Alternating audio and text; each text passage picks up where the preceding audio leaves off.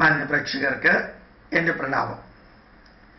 2 ദിവസം മുമ്പ് ഒരു ഫാദർ ഡോക്ടർ ആലപ്പാട്ട് മാതൃഭൂമിയിൽ ശങ്കരാചാര്യരെയും വിവേകാനന്ദനെയും ഋഷിമാരെയും എല്ലാം ഉദ്ധരിച്ചുകൊണ്ട് മതം മാറ്റ തൊഴിലാളികളെയൊക്കെ സൃഷ്ടിക്കുന്ന മദർ തെരേസയെ ഗംഭീരമായിട്ട് കമ്പയർ ചെയ്തിട്ട് സാധാരണ ഹിന്ദു ആചാര്യന്മാരുടെ മുമ്പിൽ സാഷ്ടാംഗം തട്ടിപ്പോടുകൂടി പ്രണമിച്ച ഫാദർ ഡോക്ടർ ആലപ്പാട്ട് അദ്ദേഹം ഉൾപ്പെടെയുള്ളവർ അറിയാൻ വേണ്ടി ചെറിയൊരു കാര്യം, വളരെ ചെറിയൊരു കാര്യമാണ് കേട്ടോ.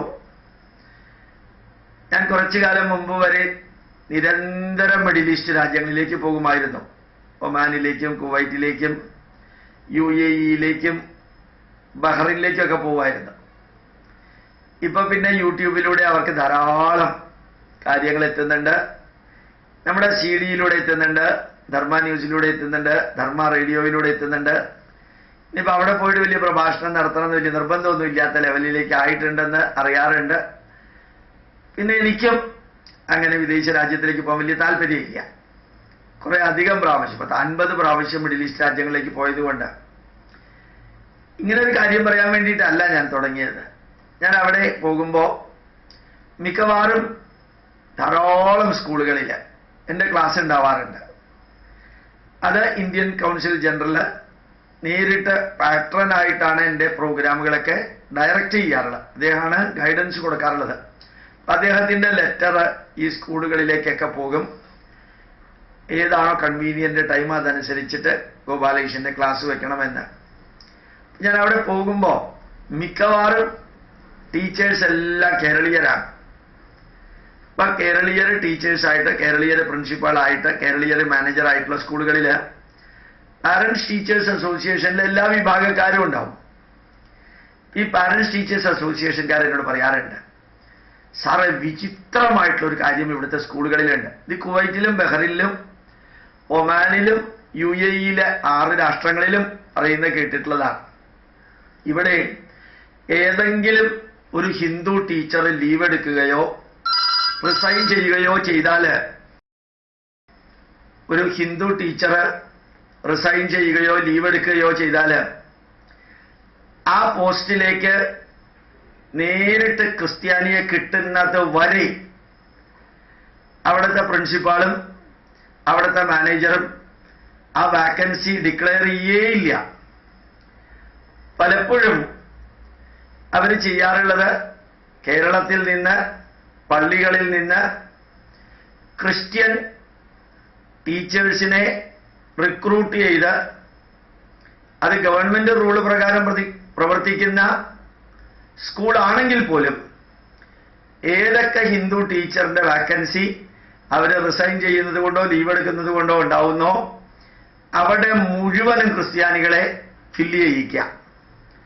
ഇത് ഒരു രാജ്യത്തിലെയോ ഒരു സ്കൂളിലെ കാര്യമല്ല, ത്രൂ ഔട്ട് മിഡിൽ ഈസ്റ്റിൽ നടക്കുന്ന കാര്യമാണ്.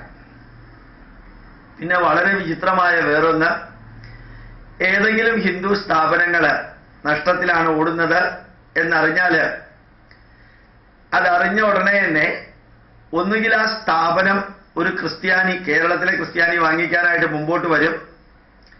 എന്നിട്ട് ആ വ്യക്തിയോട് പറയും, നിങ്ങളെ സഹായിക്കാൻ, നിങ്ങളൊരു ആത്മഹത്യയുടെ വക്കിലെത്താതിരിക്കാൻ ഞങ്ങൾ കൊടുക്കുന്ന ഒരു സപ്പോർട്ടാണ് എന്ന് പറഞ്ഞ് അയാളുടെ കട ചുളുവിലയ്ക്ക് അയാളുടെ സ്ഥാപനം കേരളത്തിലെ ക്രിസ്ത്യാനികൾ വാങ്ങിക്കും. ഇനി വേറൊരു സിസ്റ്റം കൂടി കണ്ടു.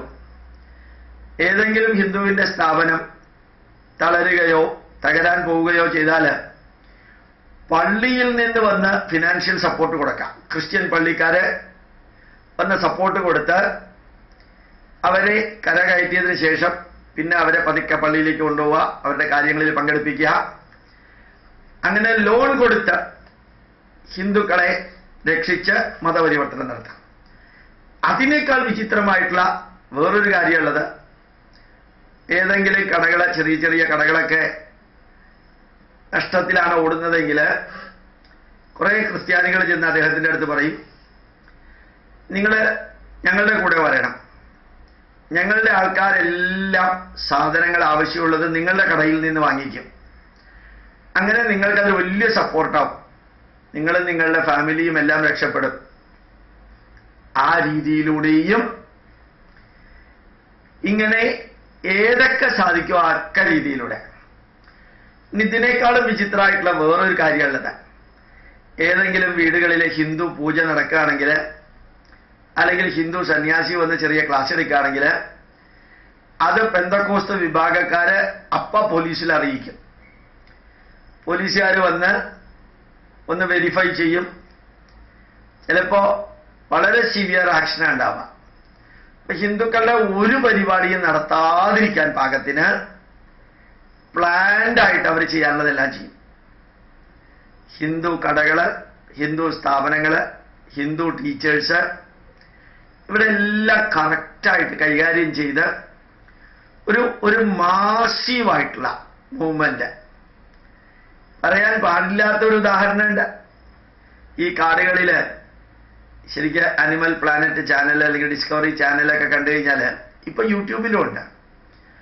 ഒരു കാട്ടുപോത്തോ അല്ലെങ്കിൽ എരുമയോ പോത്തോ ഒക്കെ ഇങ്ങനെ നിൽക്കുകയാണെങ്കിൽ ഈ സിംഹങ്ങള് അല്ലെങ്കിൽ കഴുതപ്പുലി, അതായിരിക്കും കുറച്ചുകൂടി നല്ലത്. കഴുതപ്പുലി എന്ന് പറയായിരിക്കും കുറെ കൂടി നല്ലത്. അതിന്റെ ചുറ്റും വന്ന് അല്ലെങ്കിൽ ചെന്നായികൾ ഒരുമിച്ച് വന്ന് ഇതിനെ ആക്രമിക്കാം. അവസാനം അത് തോൽവി സമ്മതിക്കേണ്ടി വരും.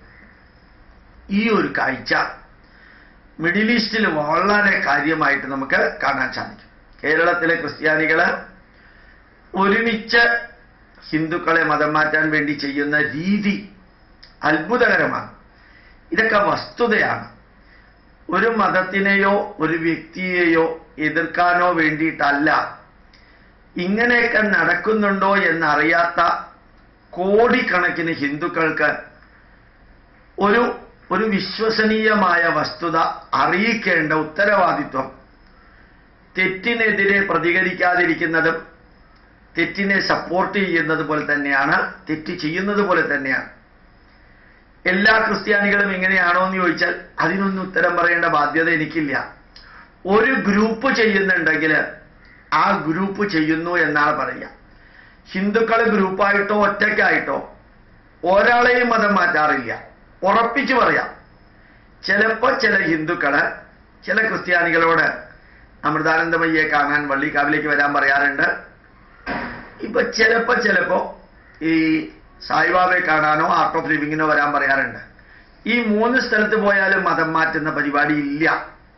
പക്ഷേ ക്രിസ്ത്യാനിയില് ഓരോ വ്യക്തിയും ഓരോ ഗ്രൂപ്പും ഈ മതപരിവർത്തനത്തിന് ലക്ഷ്യമിടുന്നു എന്ന് നിരന്തരം നിങ്ങളെ വ്യത്യസ്ത രീതിയിൽ ഓർമ്മിപ്പിക്കല് എന്റെ ജന്മദൗത്യമായതുകൊണ്ട് ഞാനത് പറയുന്നു. പ്രണാമം, നമസ്കാരം.